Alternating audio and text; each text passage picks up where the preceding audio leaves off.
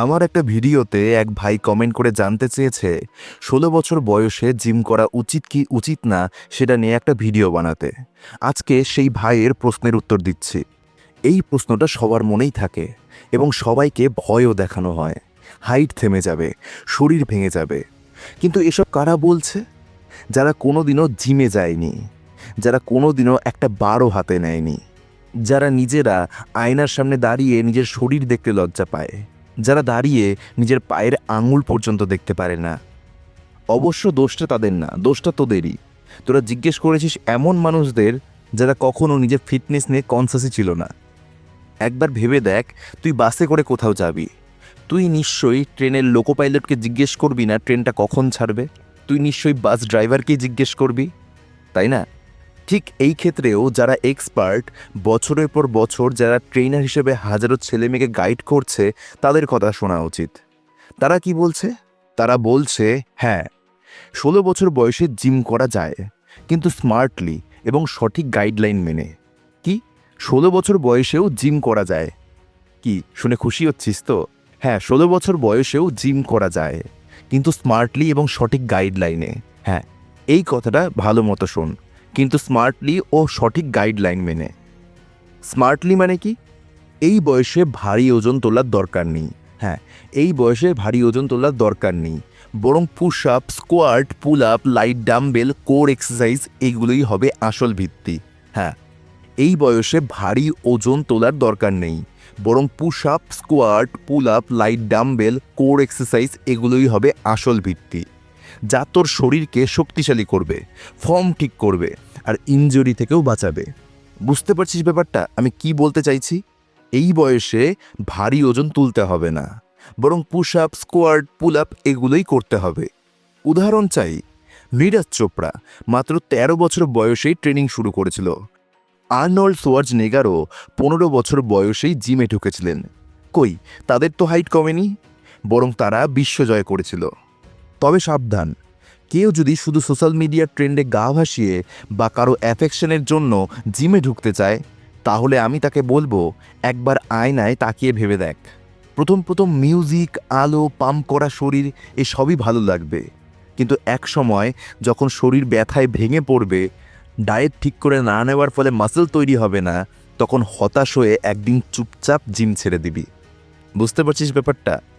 হ্যাঁ, প্রথম প্রথম জিমে গিয়ে মিউজিক, আলো, পাম্প করা শরীর এসব ভালোই লাগে, কিন্তু এক সময় শরীর ব্যথায় ভেঙে পড়বে, ডায়েট ঠিক করে না নেওয়ার ফলে মাসল তৈরি হবে না, তখন তুই নিশ্চয়ই হতাশায় ভেঙে পড়বি। কারণ আমার শরীর তৈরি হচ্ছে না, আমি জিম করছি তবুও। তখন আর কোনো মোটিভেশনই কাজ করবে না।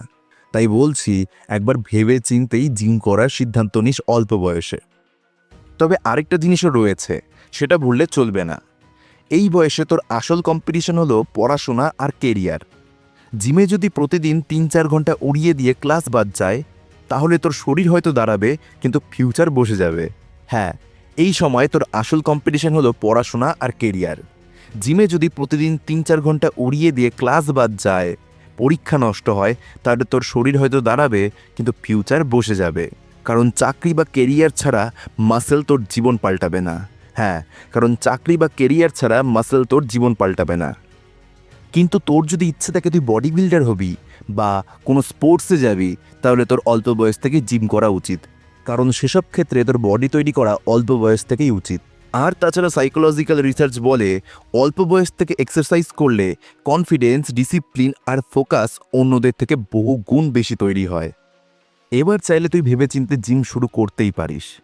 তবে আমার এই ভিডিও দেখে যদি কেউ ভাবে, না আমি এখন জিম শুরু করব না, তাদের আমি বলবো একটা দারুণ বিকল্প আছে, সেটা হলো ইয়োগা।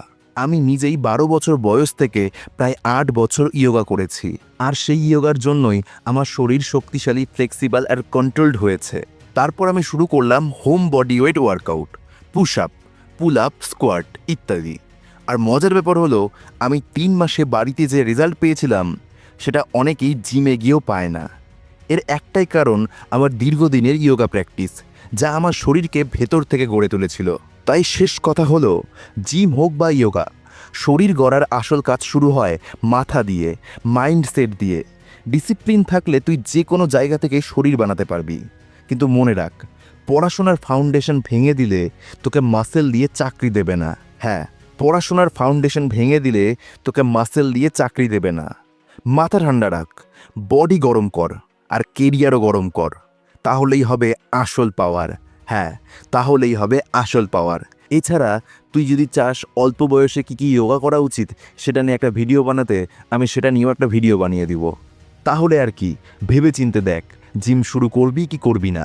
আর এছাড়াও তোর যদি আরও কোনো প্রশ্ন থেকে থাকে তাহলে আমাকে অবশ্যই কমেন্ট করে জানাস, আমি সেটা নিয়েও ভিডিও বানিয়ে দেব। আর মাথায় রাখিস, জীবনে সফল হতে গেলে শুধুমাত্র শরীর গড়লেই হলো না, শরীরের সাথে দরকার মন এবং স্পিরিচুয়ালিটি। তাই আমি আমার চ্যানেলে সমস্ত রকমের ভিডিওই দিয়ে রাখি যাতে তোর জীবন বদলে যায়। আর আমাকে সাবস্ক্রাইব করে নে, আমি তোর জীবন বদলে দেব। আমি তোর হারানো আত্মবিশ্বাস ফিরিয়ে এনে দেব, তোর নিজের মধ্যে তোর প্রতি বিশ্বাস গড়ে দেব এবং তোকে তোর জীবনের সফলতার চূড়ান্ত সীমানায় নিয়ে যাব। যদি তোর মনে হয় তুই আমার চ্যানেল থেকে ভ্যালু পাচ্ছিস তাহলে অবশ্যই আমার চ্যানেলটা সাবস্ক্রাইব করে নে, কিন্তু এরপর তোকে আমি আর আমার চ্যানেলটা সাবস্ক্রাইব করতে বলবো না। আর মাথায় রাখিস, আমিও আমার ভিডিও বানানো বন্ধ করব না। যদি আমার ভিডিও দেখে একজন উপকৃত হয় তাহলে সেটাই আমার এবং আমার ভিডিওর সফলতা এবং সার্থকতা। ঠিক আছে, চল থাক তাহলে, দেখা হচ্ছে আরও একটি ভালো ভিডিও নিয়ে।